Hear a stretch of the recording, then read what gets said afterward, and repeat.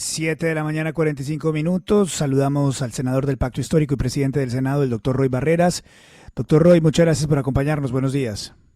Buenos días, Luis Carlos, a usted, al equipo, a las oyentes y los oyentes en todo Colombia. Se aprobó el acuerdo de Escuazú. Podemos decir que esta es la primera victoria de esta nueva coalición en el legislativo del gobierno. Bueno, es muy grato, la segunda, diría yo, ayer, después de 5 años de lucha política y jurídica, al fin logramos darle punto final a las 16 curules de paz de las víctimas, aprobamos la conciliación que permitirá que esas voces de las víctimas defiendan su territorio, como estaba establecido en el acuerdo de paz que firmamos allá hace 5 años. Y usted lo ha dicho bien, apreciado Luis Carlos, después de 2 años de congelamiento, de promesas incumplidas nacionales e internacionales, aprobamos ayer el acuerdo de Escazú en una sola sesión, con el apoyo de las mayorías, que agradezco mucho a la nueva coalición de gobierno, a todos los partidos. 80 votos a favor le marcan a usted la solidez de la mayoría parlamentaria con que arranca el presidente Gustavo Petro y que hemos logrado construir. Senador Barreras, con los buenos días. ¿Qué tipo de actividades controla o prohíbe este acuerdo? Es decir, ¿qué pasará, por ejemplo, con la ganadería en el país? ¿Qué pasará con la minería? ¿A qué se somete? Bueno, no, ni la ganadería ni la minería se someten particularmente a ningún asunto diferente. A que este acuerdo, que es un acuerdo regional, un acuerdo internacional, suscrito por la mayoría de los países, es un acuerdo que permite mecanismos de participación, de información y de acceso a la justicia ambiental, exclusivamente en esos términos ambientales. Dicho de otra manera, los colombianos han visto, el mundo ha visto, los estragos del cambio climático, las inundaciones, la mojana, los deslaves, los derrumbes, las olas de calor que están matando personas en Europa. Hay que cambiar lo que está ocurriendo porque el mundo tiene un riesgo de extinción con el cambio climático. El Tratado de Escazú es una de las primeras medidas que dicen con claridad que Colombia como país se suma al esfuerzo de detener esa catástrofe climática. Y eso se hace dándole a la gente mecanismos de participación y de información y de justicia internacional cuando cualquier decisión de los estados, de las sociedades, de los mercados, puede hacer que se siga deteriorando el medio ambiente. Que los ciudadanos estén informados y que puedan apelar a mecanismos de participación, eso es lo que contiene el acuerdo o tratado de Escazú. Bueno, senador Roy Barreras, presidente del Congreso, ya ayer quedaron conformadas las diferentes comisiones, los presidentes, ahí quedó en la tercera, en la económica, su amigo el senador Gustavo Bolívar. ¿Cuáles serán definitivamente los proyectos prioritarios para esta administración de Gustavo Petro que usted defenderá en esta legislatura? Ya sabemos que el de salud va a quedar para la próxima legislatura, pero aparte de reforma tributaria, presupuesto, ¿cuáles van a ser las prioridades de ustedes? Pues darse con los buenos días.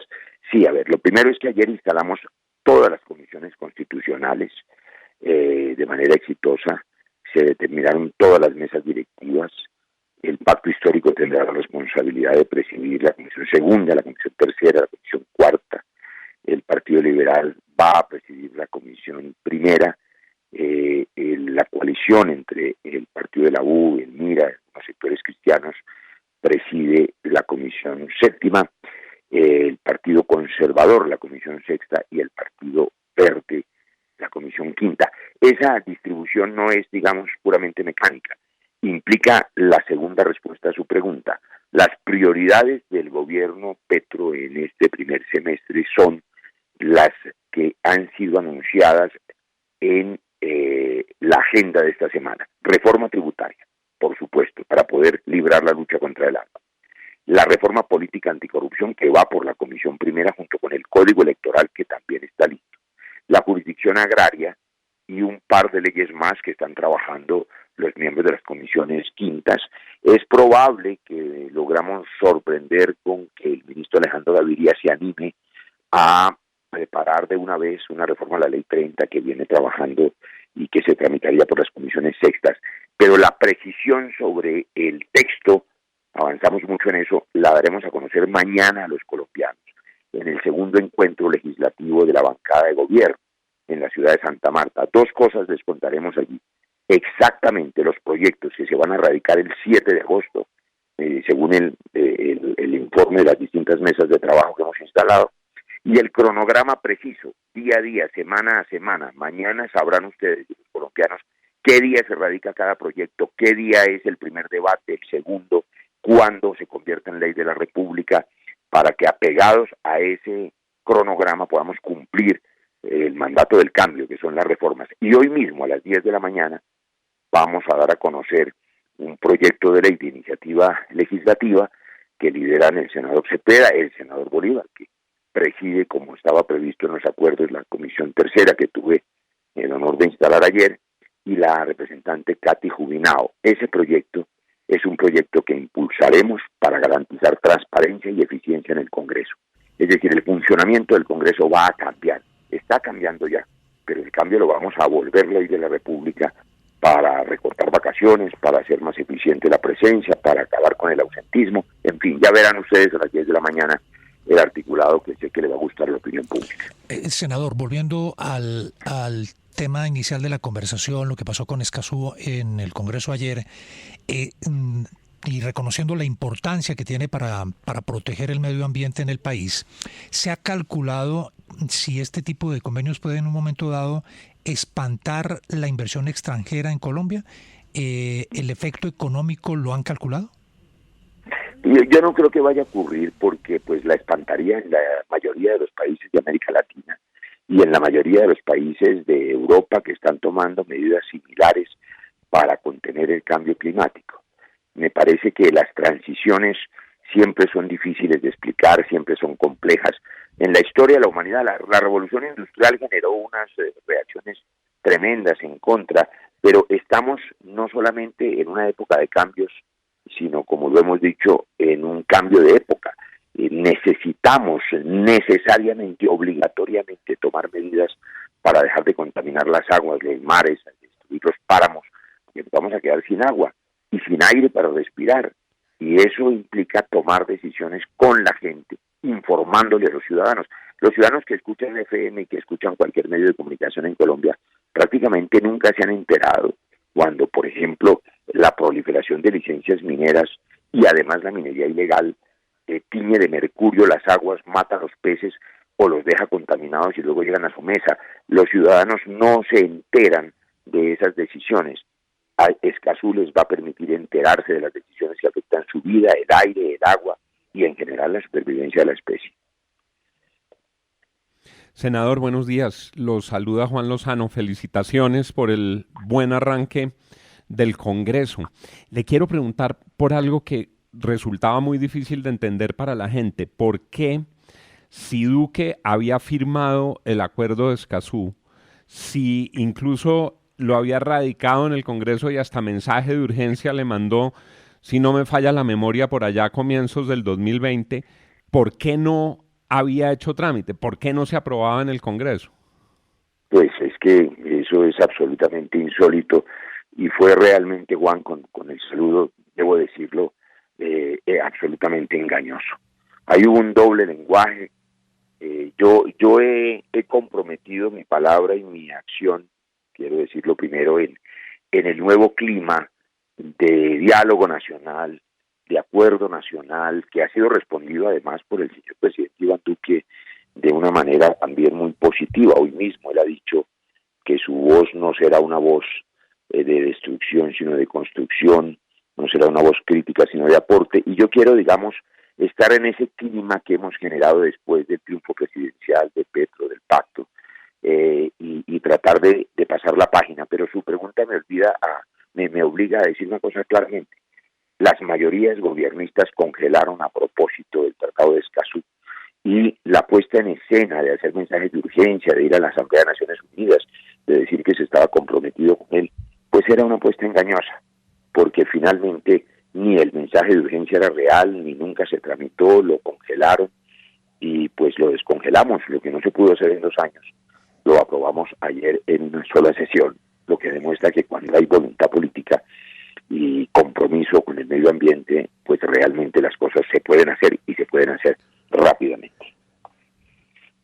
Doctor Roy, ¿qué proyectos de ley, tanto de origen gubernamental como parlamentario, van a tener mensaje de urgencia? Porque ese mensaje de urgencia, como quien dice, signa toda la tarea parlamentaria.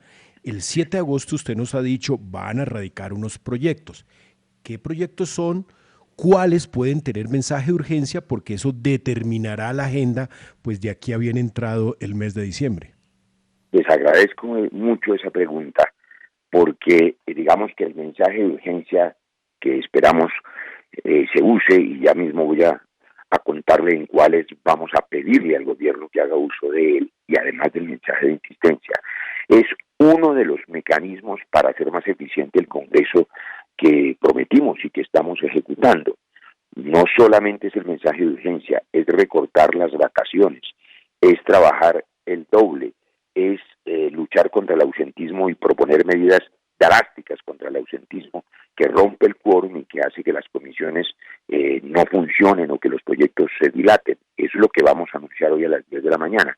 La combinación de esas normas ya existentes y los ajustes necesarios para hacer el Congreso más eficiente, incluido el mensaje de urgencia, espero nos permitan hacer lo imposible, que es en este semestre sacar adelante la totalidad de las reformas que el gobierno del presidente Petro ha comprometido con los colombianos y han sido públicas. ¿Cuáles de esas tendrán? Primero, repaso rápidamente, si usted me permite. Vamos a impulsar este semestre la reforma política anticorrupción, la lista cerrada que arranque de raíz del sistema clientelar corrupto de compra y venta de votos, de infiltración del narcotráfico en la política. Esa reforma es clave y es el punto 2 del acuerdo de paz. Además, el código electoral está listo, se cayó por vicios de forma, pero es una modernización indispensable. Vamos a sacarlo adelante con mensaje de urgencia, porque si no lo sacamos con mensaje de urgencia no aplicaría en el 2023. Las reformas económicas van paralelas, 2, la reforma tributaria y obligatoriamente la aprobación del presupuesto general, que estará desbalanceado por el enorme déficit. Por lo tanto, hay que al tiempo aprobar la reforma para decirle a los colombianos con qué se va a pagar lo que la ley de presupuesto ordena en la gestión social del gobierno. Esos temas deberían ir y esperamos que vayan con mensaje de urgencia. Senador, déjeme cambiarle de tema porque otra de las noticias que tiene que ver con su nombre, como usted lo sabe bien, pues fue la decisión ayer en la tarde del Consejo Nacional Electoral que lo va a llamar a declarar por los Petrovideos, y también a Clara López, Temístocles Ortega y otras personas con las que usted aparecía en esas reuniones de Zoom. ¿Qué le va a decir usted al CNE sobre correr la línea ética, la estrategia para decirle a Federico Gutiérrez depravado y la publicación de las 5 fake news? Le estoy citando lo que decían en los Petrovideos. Pues primero le voy a decir que lo que usted acaba de relatar no es algo que tenga nada que ver conmigo, para que los oyentes de la FM no se lleven a engaños. No hay una sola palabra mía, y usted puede revisarlos, que signifique que ningún candidato haya sido depravado. Se pone en mi nombre lo que dijeron otras personas. Las otras personas senador, tendrán que responder por eso. Senador, está hablando de las actuaciones de un señor Guanumen. Del señor Guanumen, que hace para parte del aclararlo Comité Empalme del Ministerio de las TIC. Pero usted me está preguntando qué voy a decir yo. Voy a decir yo que eso que usted está diciendo no me lo van a preguntar, se lo aseguro, porque las cortes son serias y preguntan por las actuaciones individuales. ¿Qué tal que yo le preguntara a su señoría por las actuaciones de otros ciudadanos? Entonces, por eso le hago esa amable precisión, porque sus oyentes pueden pensar que yo hice lo que usted dice y no es cierto. Entonces, le amplío la noticia. No solamente me parece muy bien que el Consejo Electoral revise a fondo y ojalá ordenase publicar la totalidad de los videos como ha pedido Gustavo Petro, para que los colombianos vean, pasada la polarización en la que algunos insisten, que lo que hubo fue una campaña zanahoria. No, como diría Mocus, ni siquiera un insulto ni un agravio hubo de mi parte a un candidato. Al contrario, el ex candidato Alejandro Gaviria, que es un hombre honesto y un gran liberal, hoy es nuestro ministro de Educación y nos vamos a reunir con él mañana para mirar si asumimos de una vez el reto de las reformas a la Ley 30. Nosotros estamos en las reformas, nosotros estamos en mejorar la vida de los colombianos, no estamos en la campaña que ya se acabó ni en la polarización. Pero para gusto de los detractores, esa es apenas una de las 4 demandas que he recibido en mi contra solo en el día de ayer y antier desde que me eligieron. Hay ciudadanos preocupados, otros ciudadanos desocupados y otros que se especializan en demandas temerarias tratando de evitar el liderazgo del cambio. Se responderán todas ellas con toda tranquilidad y lo harán los abogados a quienes les compete, porque yo no me dejo distraer con ese tipo de zancadillas. Sí, senador, pero permítame contrapreguntarle entonces. Lo que usted nos quiere decir es que en el terreno legal usted le va a contestar al Consejo Nacional Electoral que no tuvo nada que ver con los petrovideos en donde se configuraba la estrategia de campaña del presidente electo Gustavo Petro, en algunos de ellos en los que usted habla puntualmente, como de la reunión del pacto de la picota o la visita a la cárcel del hermano del presidente en campaña, y que nada de eso tenía que ver con usted, ni las reuniones de Sebastián Guanumen, que hacía parte de la estrategia de comunicaciones, ni de esa estrategia de llamar depravado a Federico Gutiérrez y las fake news y el sabotaje y correr la línea ética, que ustedes nunca conocieron ninguna de esas declaraciones y no estaban enterados? Todo lo contrario. Sobre la primera parte de su larga pregunta, es todo lo contrario. Por supuesto que hice parte del comité estratégico de una campaña presidencial exitosa y ganadora, con absoluta limpieza. Jamás hablé de correr la línea ética y nunca la corrimos, en lo que a mí respecta. Lo segundo, la segunda parte de su pregunta, le quiero contar, no conozco todavía hoy, no conocí ni participé en reunión ninguna con Sebastián Guanumen. Él responderá por lo dicho. No ponga en mi boca lo que dice el señor Guanumen, y no dejemos de recordar que lo que aquí ocurrió es el espionaje y la chuzada, nada menos que de una campaña presidencial de la oposición, que sí es un delito y que todavía no se ha dicho quién hizo esa chuzada. Por menos se cayó Nixon en el Watergate. Se trataba de chuzar durante meses y miles de horas de grabación la intimidad de conversaciones, inclusive familiares, entre el presidente electo Gustavo Petro y su señora, para exponerlas ante la opinión pública. Eso, por supuesto, a algunos no les parece que sea reprochable, pero eso sí que es correr la línea ética. De manera que sobre el tercer asunto, que no dejo pasar, claro que por supuesto soy absolutamente responsable de haber alertado a la campaña de que cualquier tercero que pensara que podía usar el nombre de la campaña del pacto para ofrecer de manera irresponsable y mentirosa prebendas a delincuentes en las cárceles debería ser señalado y descalificado de antemano, como se hizo, siguiendo mi recomendación. Ese es el proceder correcto. Sí, senador, y si usted no comparte lo que hizo Guanumen, que está aprobado, que hizo parte de la estrategia de comunicaciones, ¿por qué no se ha opuesto públicamente a que hoy haga parte del comité de empalme del Ministerio de las TIC? Por muchas razones. Primero porque, como usted sabrá, y si no le cuento, nada tengo que ver yo con el comité de empalme. En Colombia hay separación de poderes, el legislativo es una cosa, el ejecutivo es otra. No hay una sola persona en ese comité de empalme que me represente, ni por supuesto tengo ninguna injerencia en la conformación de esas listas. Pero por otra parte, cada persona tiene su estilo. El ingeniero Rodolfo, candidato de la otra parte de Colombia, de nuestros contradictores, durante meses se dedicó a insultar y a calumniar. Ese sí, con palabras de grueso calibre. Ese sí no llamaba depravado a los otros candidatos, sino ampón, delincuente, asesino. Y esas palabras, para no usar los epítetos groseros en los que se especializó, eso no llama la atención de la crítica de algunos, que sí que corrió la línea ética. Y sin embargo le quiero decir, como para mí sí pasó ya la polarización, como yo quiero que Colombia avance y cambie hacia el acuerdo nacional y no seguir en el pantano de la guerra mediática, ayer mismo, respetuoso de los derechos de la Constitución y la ley que le ofrece al ingeniero, hoy senador Rodolfo Hernández, lo atendí porque era mi deber y atendí su sugerencia para garantizarle los espacios de participación que le da la Constitución y además los grupos de trabajo que él ha propuesto. Esa fue una conversación amable. Los insultos quedaron atrás, aunque algunos quieran revivirlos. Sí, doctor Roy, lo que pasa es que a mí me parece el diálogo perfecto, pero nos está diciendo que nosotros por hacer estas preguntas, queremos estar en la polarización? No, lo que pienso es que cada ser humano, Luis Carlos, yo que soy médico, Sí. ustedes que son comunicadores y son muy buenos, el policía que sacrifica su vida o el bombero que apaga incendios también es un ser humano. Y los seres humanos tenemos todos dificultad para separar los sentimientos personales, las ideologías personales de nuestros oficios. Nos cuesta un gran trabajo, a mí me costó un gran trabajo. Entonces, ¿nos Me está costó un diciendo gran que trabajo nosotros ayer. tenemos una ideología, por eso preguntamos lo que preguntamos? No, estoy diciendo que todos los seres humanos, y ustedes también lo son, por favor, Sí. no piense usted que nominarlos como seres humanos es un ataque. Yo me incluyo en ese grupo y le estoy dando mi testimonio. Es difícil para cada persona ejercer su cargo o su posición social y tratar de separar sus propias emociones o sus propias ideas. Eso no es fácil, no fue fácil para mí frente al ingeniero Rodolfo, pero cumplo con mi deber. Lo hice hace 2 o 3 días con la senadora Piedad Córdoba a petición de su familia. Muy agresiva fue en campaña la senadora Piedad Córdoba, ha sido una contradictora, ¿no? Ha sido mi amiga, pero tienen derecho constitucional y legal.